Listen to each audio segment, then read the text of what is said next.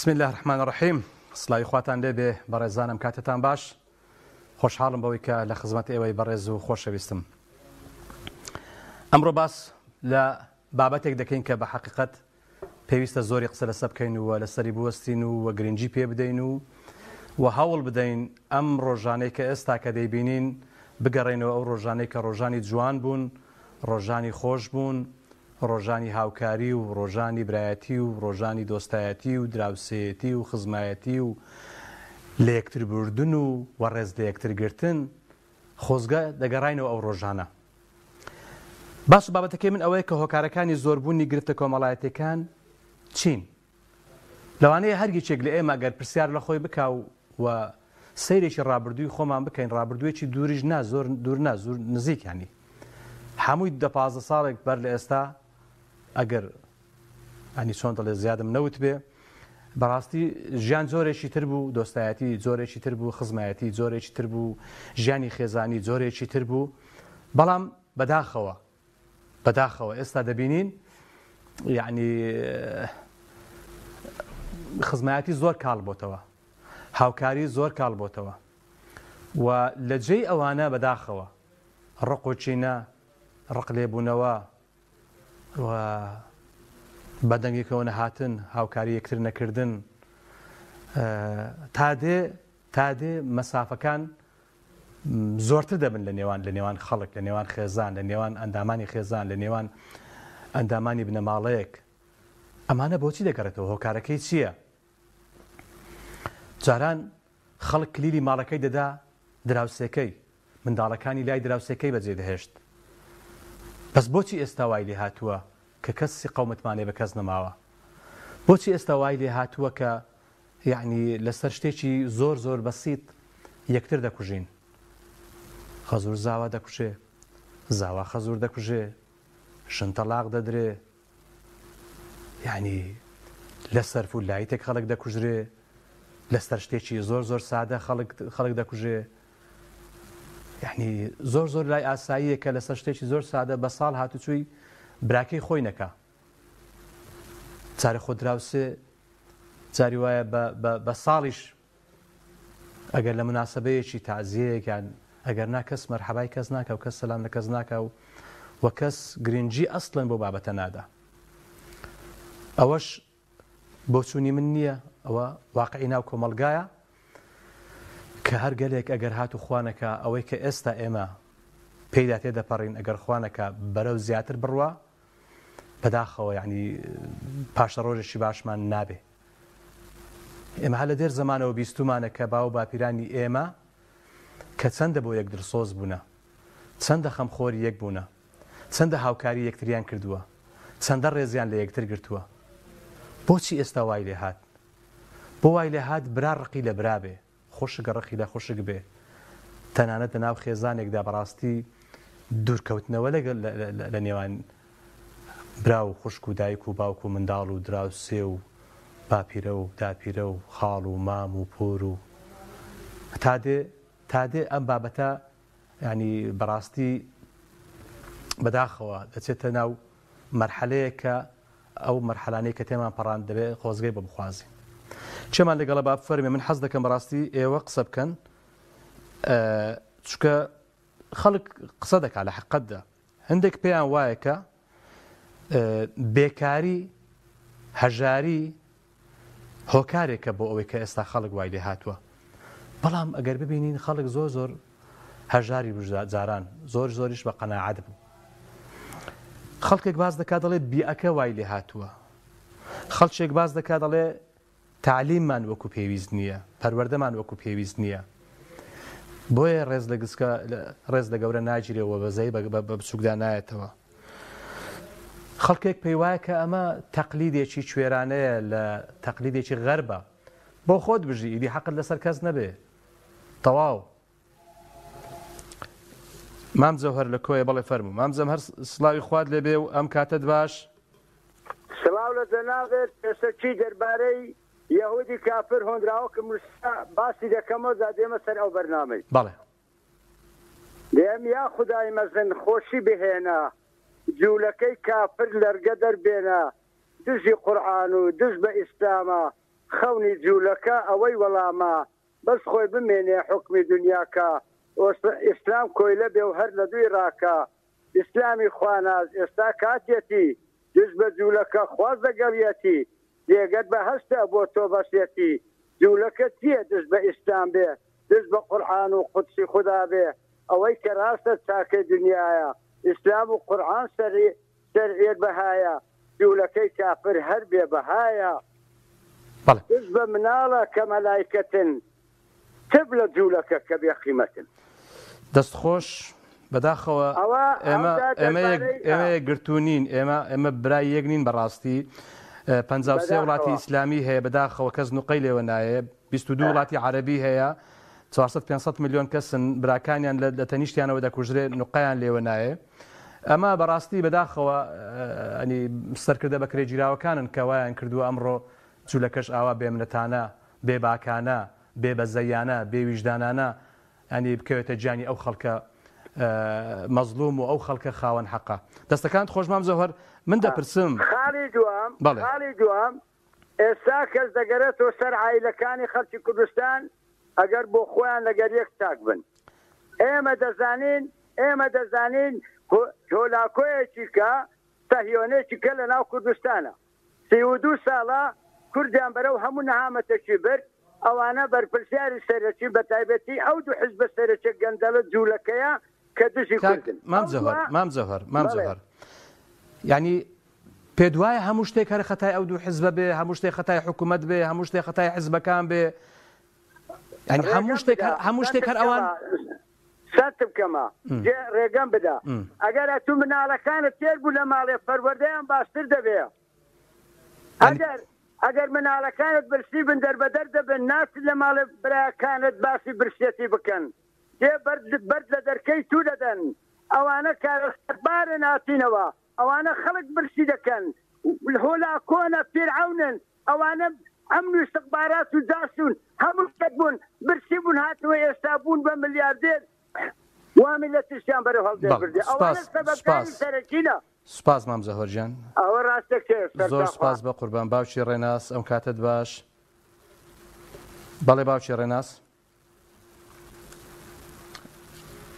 زۆر سپاس جانەکەم زۆر سپاس ئەزیزم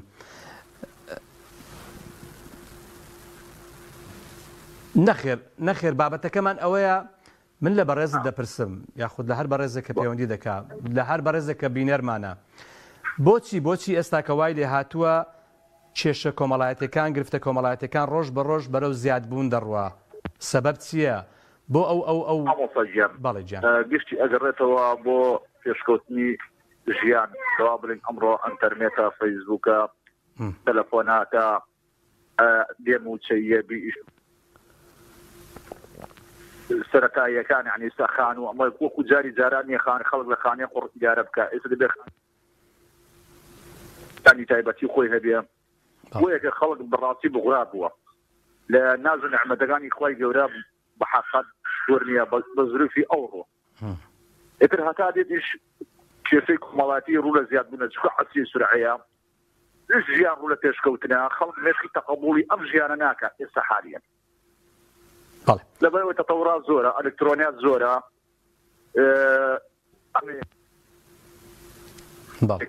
مەقسەد پێی بڵێ ئەمە ڕێگاتە ئەمە جێگاتە خەڵک سەری خۆی ئەکایەتی سەری خواری خۆی ناکەم بەڵام من یەک شتێک بۆ کۆمەڵان بۆ هەموو مسلمانان کۆمەڵگا دەڵێم پێ چوار شت گرینگە لە ژیان یەکەم نەقوستان نەبی دووەم کرێچی نەبی ئێمیش نەخۆشی درێژخایان نەبی ئەم سێشتە بۆ ژیان زۆر دەبێتەوە جانەجا بەسەر خۆتا پێیتەوە یعنی بڵێ لەخوا بەزای کە من نەخۆشی درێژخایانم نیە نەقوستان نیم ئێستا تۆ پەنجەیەک نەبیات بە نەقوستانی ئەەکەی ئەم خەڵکە زۆر ناشکورە ئەم خەڵکە زۆر لە ڕەحمی خوا بێبەری بووە داواکارم لە خەڵک هەموو ڕەحمی هەبێ هەمووی بەزەیی هەبێ بە یەکتردا هەمووی بەڵێ دەستەکانت خۆش کاکرێناس باشە بگەڕە لە ژیان خراپتر هەیە زۆر سپاس و دەستخۆشی بەرنامەکەتان زۆر سپاس جانەکەم بەڵێ بەڵێ کاک پۆڵە سڵاوی خوا لە تۆ لە بینەرەکان لە کارمەندەکان سڵاوی خوا لە بەڕێز لە جیاتیان بە قوربان کاک پۆڵا جان بۆچی ئێستا وای لێ هاتووە تەمەنت چەندە کاک پۆڵە نیوەی تەمەنمان تێپەڕان بەرەو لێژی دەچین پەنجای بەڵێ ینی ئەگە هەر ئاوڕێکی ڕابردوو بدەینەوە جاران چەند خۆش بوو یعنی ڕێز احترام هاوکاری دڵسۆزی برایەتی خۆشەویستی هەموو ئەو شتانە هەبوو ئێستاش نەڵێن هەر نەماوە بەڵام بەداخەوە بۆوە کەم بووە دوانە چەندتەوەرێک پێش ئێستا بە بەڕێستم وت ئێستا بەپێی ئەو توێژینەوە و دیراساتانەی کرایە لە هەموو کۆمەلگاکان ئێستا سەردەمی نەمانی بەهاکان لە ناو دوو کەوانە قیەم بەها پیرۆزەکان بەها کۆمەڵایەتیەکان بەها نیشتیمانیەکان بەها نەتەوەییەکان بەها ئاینیەکان سەردەمی لە ناوچوونی بەهاکانە کەواتە کۆمەلگای کوردەواری کەوتۆتە بەر ئەم هێرشەوە کێی دەوێت ئایا کەسی دڵسۆز و خاوەنداری ڕاستگۆمان هەبووە لە سیاسەکانەوە دەبی دەست پێکەین دام و دەستگاکان بە ئەرچی خۆیان هەڵساون دادپەروەری هەیە باریداریایی تەواوە ئەعلام کاک پۆڵە ئەعلام چەندە ڕۆلی ینی نەرێنی هەبووە گرنگە ئەگەر ڕێگا بدەین نمونەت بۆ بێنمەوە بەڵێ لە ڕووداوێکە لە سوودی بەڵێ سوودی لایەنێکی تێدابی ڕووداوێک ڕوودەدا ڕووداوێک ڕوودەدا سوودی لایەنێکی تێدابی لایەنەکانی تر دەیشتێننەوە بتوچی دەکەنەوە کەواتە پەرتەوازایی دەخاتە ڕوو بەڵام پرسیارە گرنگەکە لێرەیە ئایا لە بواری زانستی مرۆڤ جەنابەت دەزانی زانستە مرۆییەکان تا ئێستا چەند توێژینەوەمان هەیە بە داتا بە ئامار نمونەی داڕمانی کۆمەلگای کوردەواری کرابیتە توێژینەوەیەک درابێتە وەزارەتە پەیوەندیدارەکان چەندان بەگوێ کراون ئەوە گرنگە ڕاگەیانەکان بە هاتنی لێشاو بە ڕێگایەکی لە ناکاو دوو کەوانە فوزایی بە هەموو هۆکارەکان ناوشیاری تاک زۆر گرنگە تاک ئەگەر خۆڕاگر نەبێ کاکەنوەر دەکەوێتە ژێر ئیغرا دەزانی فریودان گەنجە دەبینێ کە باشترین ئۆتۆمبیل لای کوڕە بەرپرسێکە ئەوی شەو ڕۆژ ماندبوون دەتێژێ کەچی ناگاتە ئاواتەکەی دەبینێ کوڕە بەرپرسێک کە سەدان دۆنم زەوی ئەویش خەون بەوە دەبینێ 100 مەتر زەوی وەرگێ کاکە 100 مەتر خێزانێک دادینکە کەواتە ئەوە مەحروم بوو لێرە کێ گەورەکانن بەداخەوە پیاوانی ئاینیش نەیانتوانی بەڕێزەوە پێیان دەڵێن نەیانتوانی ئەو ڕێگا ڕاستە یەکگرتووە پیرۆزە بەهاکان دروستکەنەوە لەناو بەڵێ کاگەنەوە بەڵێ وڵا کاتم زۆر پێدای کاکە پۆڵەجان دەستەکانت خۆش بێ بە فعلی وایە قسەکان هیوادارین کە ئەم بارودۆخە بەرەو باشتر بڕوە کاک مستەفا خدرانی لە بناری کۆسرت سڵاوی خوارد لێبێ و ئەم کاتت باش بە قوربان السلام عليكم كاك حاجي أنوري بريس وعليكم السلام ورحمة الله براجان أحوالتان سونا باشن دەست خۆشین بۆ جەنابت و هاوکاران و بینەران و بیسەرانی کەناڵی ئاسمان سپاس لە جیاتی هەمووان بە قوربان دەستەکانت خۆش بێ بەڵێ لەسەر تەوەری بەرنامەکە دێنن بۆ سەر خاڵێکی دەجەرمەوە یەکەم لاوازی چی یەکەم کە ئەمان هەموو برایەتی دەبێ معلومی جەنابت و ئەمان دەبێت لە ئیمان و برایەتی دەبێت ئەمری خوایە و دەستۆزە بە دیکە لاوازیمان خاڵێکەمە دووەم تەماح و خۆ بە گەورە لكن بسان صفتك الشيطانة سيم تكنولوجيا كبحساب علم بيش كود بلان بداخل عقل من دوا كود شوارا فكري علمانيات كجورتين كاريجريها كومالقام بينزم بيكاري وفراغي زول لا سايكلوي بيقانا ركنوي دابونا تدوانا كاني كردواري السلام عليكم ورحمة الله وعليكم السلام ورحمة الله وبركاته استكانت خوش بي لحقد مسألة احترام مسألة تواصل يعني صون سلي رحم وسرداني كردني يكتروا وهروها هاوكاري كردني يكتروا وليك حالي بون وحوار وقفتقوي شي جوان وهروها همو اوشت جوانانيك لحقتها اگر بين سيري كين هبو لرابردوا واستاش ام عادات وتقاليد ام چۆن دەڵێ پرەنسیپە جوانانە کە هەیە بەردەوام بەداخەوە ئیشی لەسەر ناکرێ کاری لەسەر ناکرێ و فەرامۆش دەکرێ ئەمانە بە حەقەت هۆکارێکن بەڕاستی بۆ لە بالیسان کاک کامەران بەڵێ فەرموو. السلام عليكم. وعليكم السلام ورحمة الله. وتكمال فسرتيبو تەوەرەکەمان لەسەر ئەوەیە کاک کامەران گیان ئێستا بۆچی گرفتی کۆمەڵایەتی زۆر بووە تەلاق و کوشتن و گوێ پێنەدانە خزم و سەردانی نەکردن و هاوکاریەک من وەصفێکی کورتت بۆ بکەم. بەڵێ گەنجێکم تەمەنم 18 ساڵە باشە بەڵێ گیان وەڵی بای 18 ڕۆژ خێرم لەو حکوومەتە نەدیوە ئەوە یەک دوو کوردستان هەر هەمووی خەسە ئەو دوو حیزبێ يعني من هاتوا سر أو قناعته قال للرأس برب مو خدع حكمته. بله.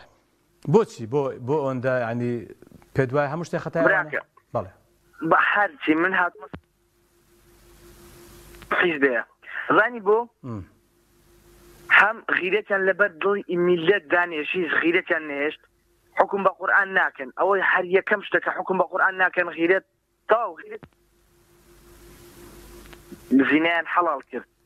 قماریان حەڵال کرد ئێستا وەرە با من شتێک بڵێم کە دژی وان بێ و حەقیش بم من دەکوژن باشە لەسەر حەق باس لەسەر شتێک ئێستا بڵێم بە کەسێک بڵێم مەشروب مەخۆوە دێن دەمگرت یعنی ئەوە نەحەق دەزانیت چیە بەس تو ئەگەر بە دوای پارەوە بووی بە دوای ناموسی خەڵکەوە بووی حکومەت لەسەر چاوت دادەنێ باس بەخوای ئەگەر لەگە خوا سوڵحاوی حکومەت هیچ گوێت پێ نادە و پێشی بکرێت دەتکوژی. بەڵێ دەستەکانت خۆشکە کامەران گیان زۆر سپاس بە قوربان. بەڵێ لە چەند سەماڵ باوکی شایان سڵاوی خوات لێبێ ئەم کاتەت باش. تۆ پێ دوای زۆر سپاس تۆ پێ دوایە هۆکاری چین ئەم گرفتانێک کە ئێستا کە لە نێو کۆمەڵگادا هەن؟ وەڵای من پێم وایە هۆکاری ئەم لە پێشنەوە تویەکە خەڵی گیانی ببانی حیزبانە هاتنە کوردستانەوە نەک کلێک نەک ئێمە بڵێن هەر ئەو دوانە هەموو حیزبەکان لەبەرەوەی کام حیزب ئەمە یەکێکیان دووەمیان ئەم فەقیر و لاوازیە کۆمەڵە خەڵک هەیە وەختی خۆی هەیبوو ئێستا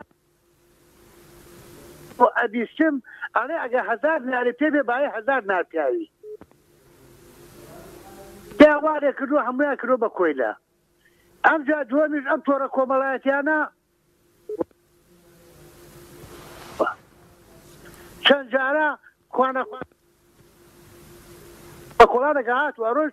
نێتوانی نامەشی بۆ هەڵدا ئێستا لە بن بەتانەکەیەوە لەیانە ئەوش لە بن بەتانەکەیە وەزعی ئەم میلەتە ئەم میلەتە ئەمەش کاکپۆڵا ئەوە جارێکی تریش گلەیەکی لە من کرد ڕێز و حرمەتم بۆی هەیە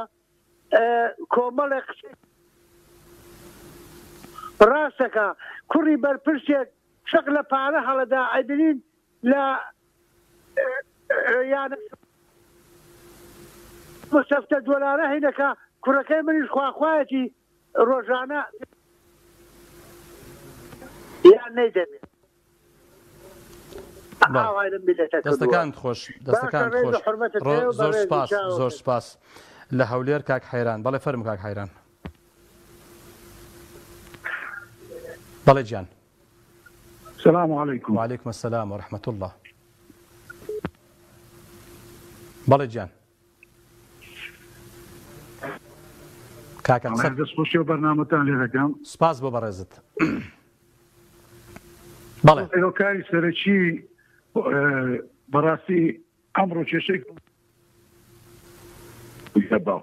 یعنی سەرەتای هۆکارەکان هۆکارێکی یەکەمیان هۆکاری سۆشیال دووەم هۆکاری مۆدێلەکان دارایی بەڵێ شتانەیە بە تایبەتی ئێستا هۆکاری مثل شێوە تەلاقدانمان کە زۆر بووە ئافرەتەکان چاویەکەری بۆ تەبداو یعنی ئافرەتێ لە ماڵەوە دانیشتە تەمەشای تیڤی دەکە ئافرەتێک دەبێنی بە جوانترین مۆدێل و پۆشاک و بە پارێ یعنی بە ئەنواعشتەوە پۆز و خۆی عەرض دەکات لەسەر کەناڵ سۆشیالەکان خەڵک چاوی لێ دەکات ئەوە یەکێکە لە هۆکارە گەورەکان تەمان هۆکاری پشتەوانیش چەند کوڕە بەرپرسێکن یان مەسئولن یان ئەمڕۆ خەتێکی دەکات بۆ ڕۆی بەچشانی سەرنجی خاڵک بۆ تێکدانی کۆمەڵایەتی ئەو گەورەترین خاڵە ئەمڕۆکە تاسیری لە کۆمەلگا کردووە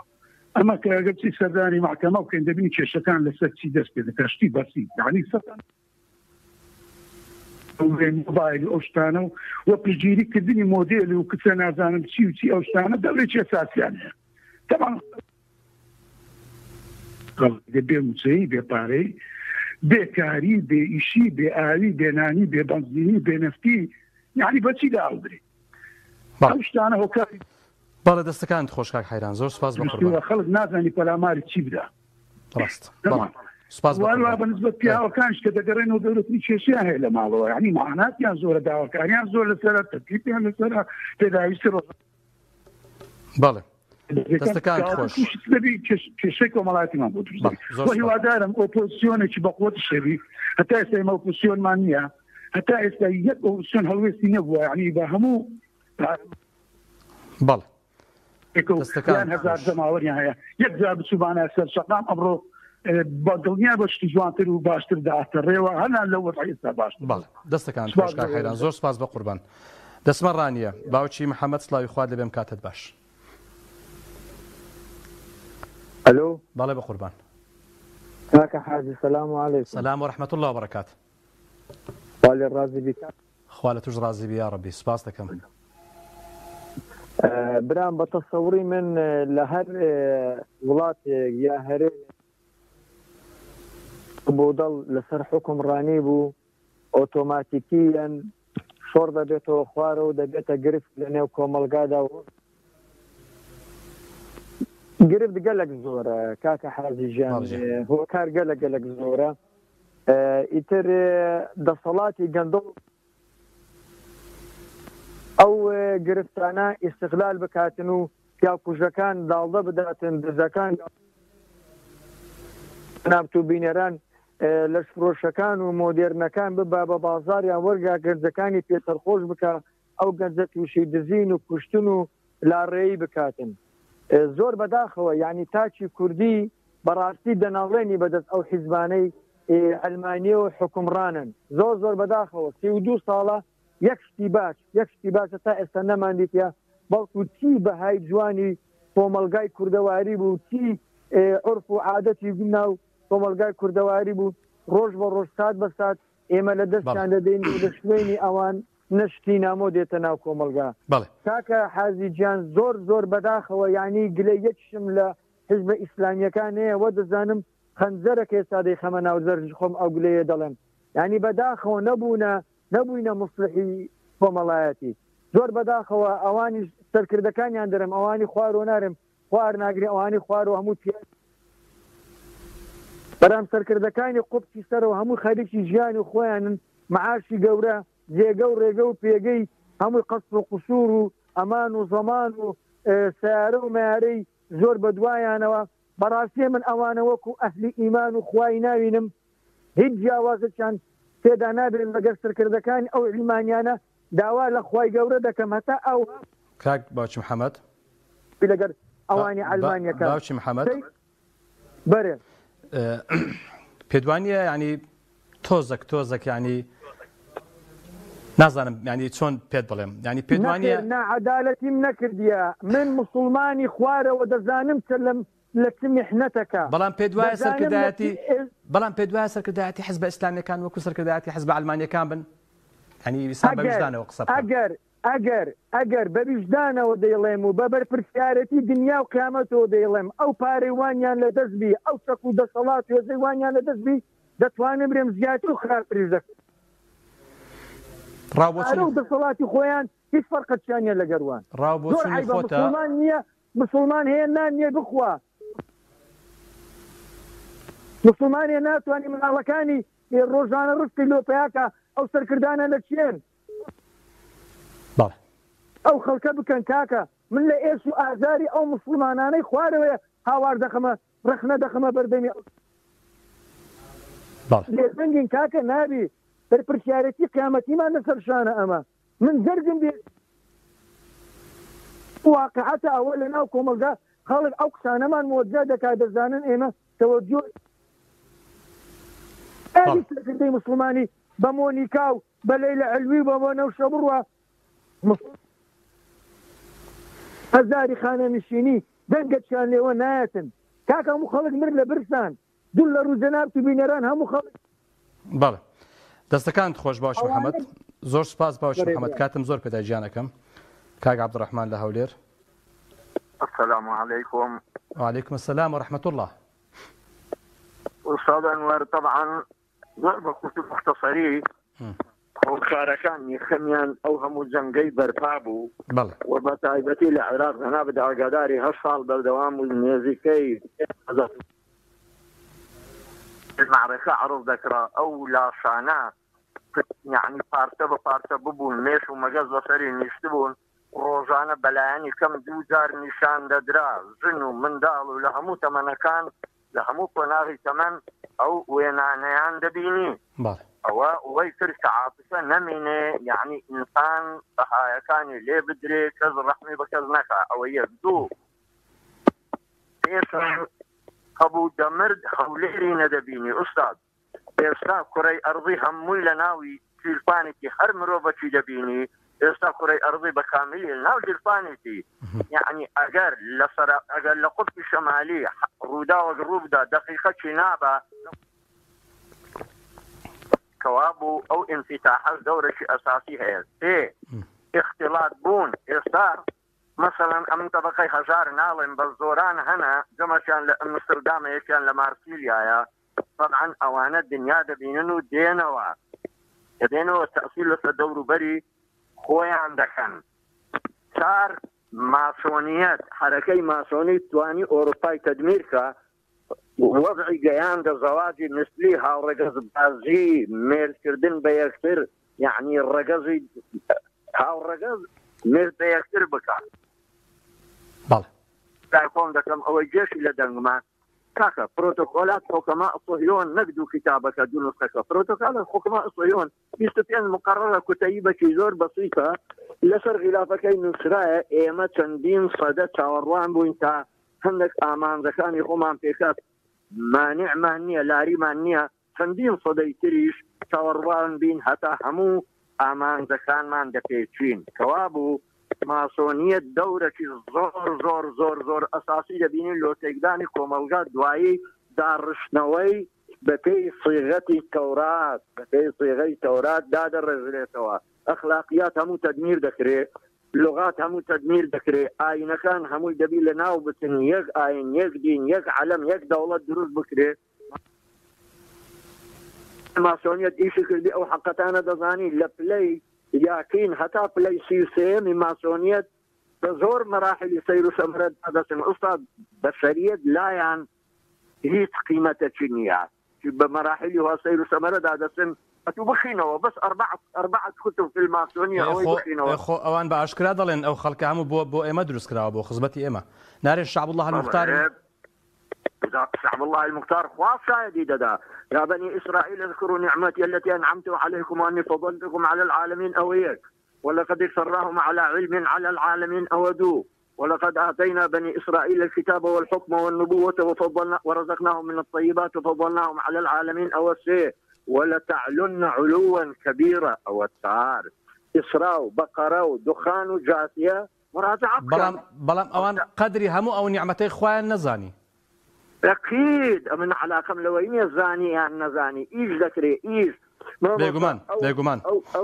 أو هذا شاروي جيهان بريودة بابا كردية بخينوا جذور الصهيونية بخينوا مدخل إلى إسرائيل بخينوا أو زاد زانا كعظمتك وفيلانك أموال علم عقل تكنولوجيا حموي لخدمتي تدمير كردني مجتمعاتي بشرية أوي الرخنفي لقسكم هي الرقمية مني بده لو خمان دردشة يقدروا بكين يعني التصور مش آخر ستة دلهم تودا دروم لو بيسران وكاد بجدلهم كبرايك مري لو بري الروبار هاد دست جابرنوي تاك تدك يقولي والله شابولي آوي دجرنوها تامر كانم ببرنوا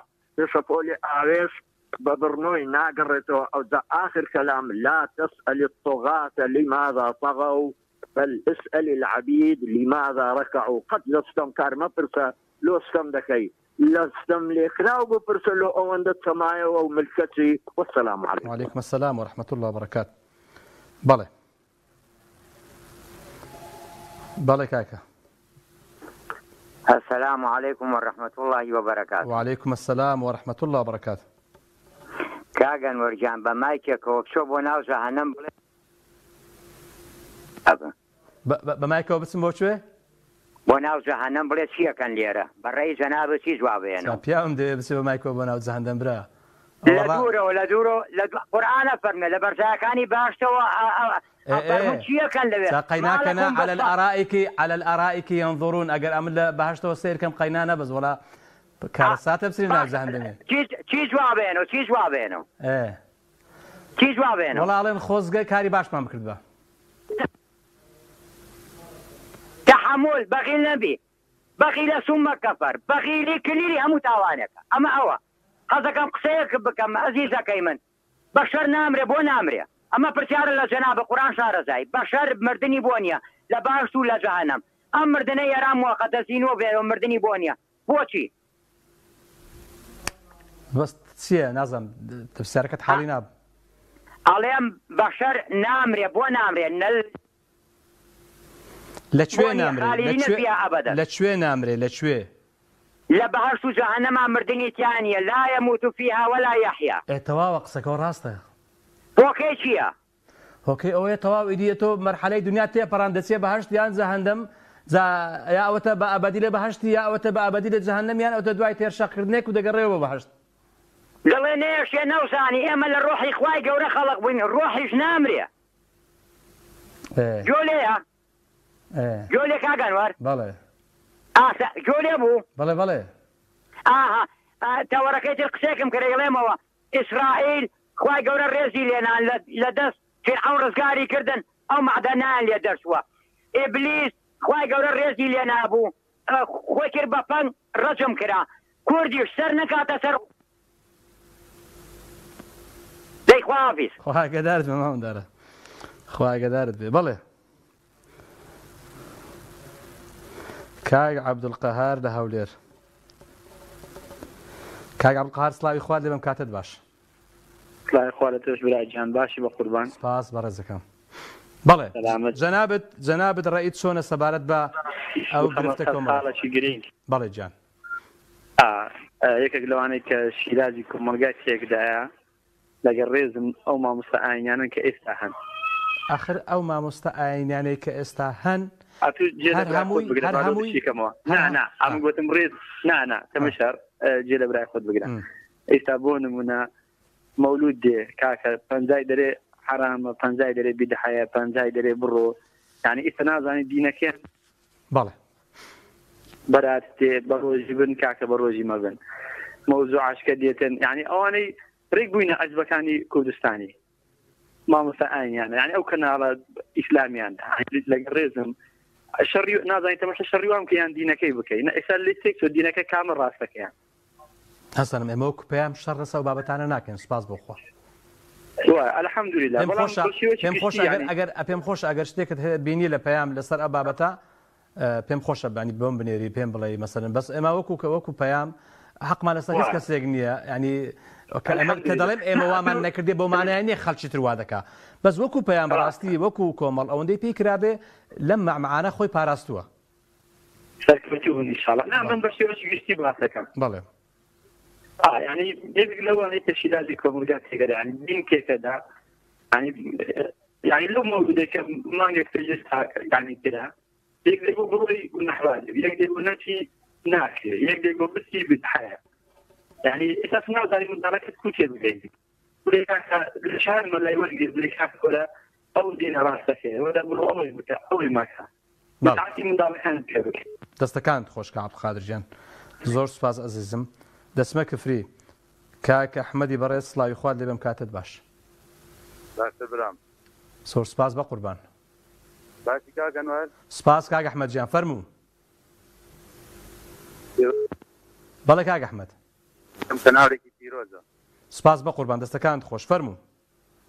کاگەنوەر کێشەی کۆمەڵایەتی پێدەڕێتەوە بۆ بێدەسەڵاتی پیاو بێدەسەڵاتی پیاو و پیاوی شتێ بێدەسەڵاتی کرا حکومەت بێدەسەڵاتی کردیان بەڵێ یعنی نەمانی سیلەی ڕەحم و هاوکاری و برایەتی و خۆشەویستی و ڕێزگرتن تەنها دەگەڕێتەوە بۆی کە پیاو دەسەڵاتی نەماوە طبعا بعد دواتر وایە والله من ناتوانم ئێستا بە تۆ بڵێم وایە یا وانە بەڵام گرفتەکان زۆرن بەڵێ بەڵێ کاک ئەحمەدجان بەڵێ شتێکن نما بە قوربان والله یەک داواکارێتترمێک هاکەنوەر بەڵێ جان ئەم یەک تەوەرێک لەسەر ئەم سەحە و مەحە و وەڵڵاهی خەڵک ئیبادە بووە لایەن ئەم مستشفای ئەهلیەوە دوو مستشفای ئەهلی کراوەتەوە لە کەلار بەس بۆ ڕوودانەوەی خەڵکە هیچ ڕقابەیەک نییە هیچ یعنی هیچ شتێک نییە خەڵک بتوانێت بەڵێ باشە کاک ئەحمەدجان دەستەکانت خۆش بێ ئەگەر پەیامنێرمان ئینشەڵڵا بێ لەسەر سەحەبێک هاکەنوەر وەڵڵاهی جامن ئەگەر پەیامنێریشمان لە گەرمیان لەسەر بابەتە شت بکەن دەستیان خۆش بێ ئەگە هەر بابەتێک پێویستی بە خەڵکەوەیە بۆ خوای ئیبادە بووینە ئیبادە وەڵڵا حتمەن لەو کاتانەی کە قوتابخانەی ئەهلی و نەخۆشخانەی ئەهلی و بەنزیخانەی ئەهلی دروست بوو یعنی ئەوە سەرەتای دروستبوونی گرفت و کێشەی خەڵکی کوردستانە بەداخەوە چکە بەنزیخانەی حکومی نەما و نەخۆشخانەی حکومی گرنگی پێ نادرێ و هەروەها قوتابخانەی حکومیش گرنگی پێ نادرێ جا ئەو خەڵکەی کە هیچ دەسەڵاتێک و هیچ مادەیەک و هیچ ئیمکانێتێکی نییە دەبێ ئاوا بمێنێتەوە و خەفەت بخوا قوتابخانەی کفری هەرچی دکتۆرێک ڕۆ ئەوە کارتی لەگەڵایە هەر بڕۆ بەڵای ێژە کارتێکیانەوە کارتێکەوە یارە بێ بۆ یانەوە خزمەتیان بوو بەڵێ دەستەکانت خۆش کاک ئەحمەد دەستەکانت خۆش هیوادارین بەڵێ بەڵێ بە قوربان سوپاس کاک ئەحمەدجان بەڵێ باوکی ڕاستگۆ لە سەید سادق بەڵێ باوکی ڕاستگۆ سڵاو بە قوربان باشی سلامت بیا سپاس بۆ تۆ کاگەنوەرگیان دەخێتەوەرەکەی ناک ساعی لێکاڵێ لەسەر سلامت بیاخوا بەڵێ جان بێەوەی بیاخوا دەخۆیتەوەرەکەی بێتم سپاس بە قوربان سپاس دەستەکانت خۆش بێ کاگەنوەر نام ساعی لێکە بەڵێ ئەفەردێ ئەڵێ سەرچاوە نەبوو سەرچاوان لێڵە شتێک دەوێشی ژڵە بەڵام ئێمەی سەرکردەکان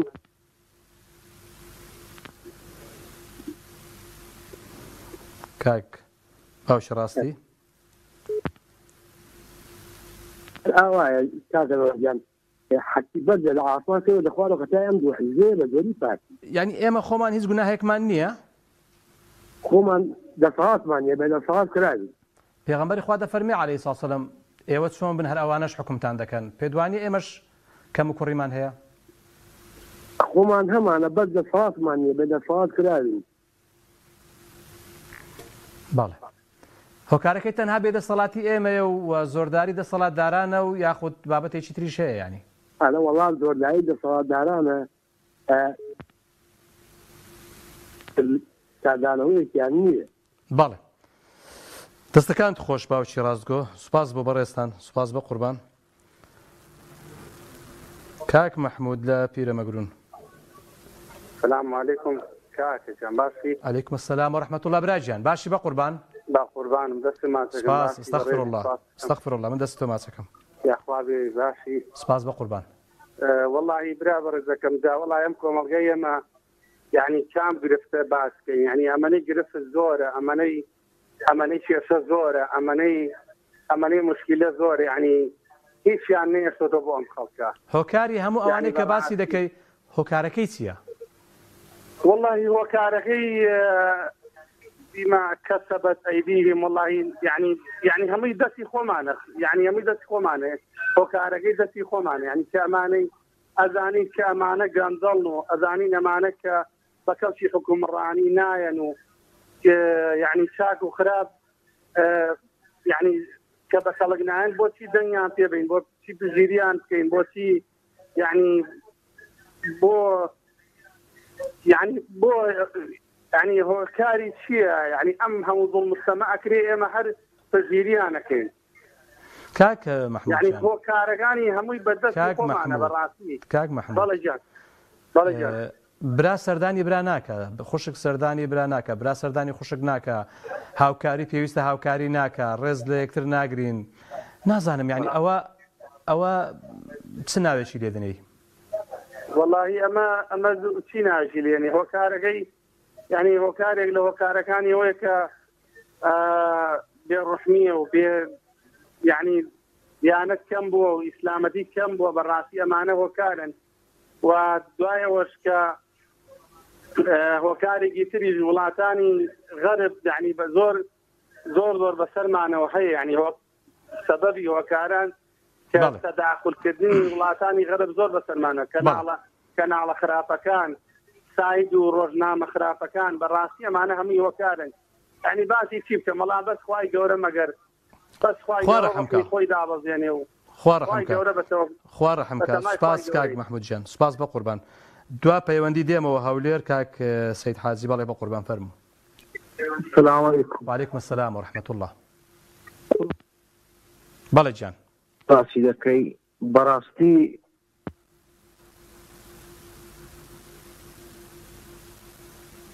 بەڵێ بە قوربان. نازانم دەنجی قەتع بوو. کاک سەید. کاک سەید. کاکەوە برایە پەیوەندی پسڕا دەنج ناگاتە لام. بەهەرحاڵ داوای لێبردن لە کاک سەید دەکەم بەداخەوە پەیوەندەکەی پسڕا. لە حەقەتدا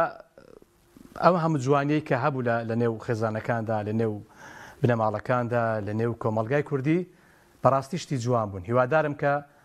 هەوڵ دەین ئەم جوانیانە بجێڕینەوە جارێکی تر بۆ نێو کۆمەڵگا تاوەکو بەڕاستی ژیانێکی جوان بکەین. خواتان لەگەڵ.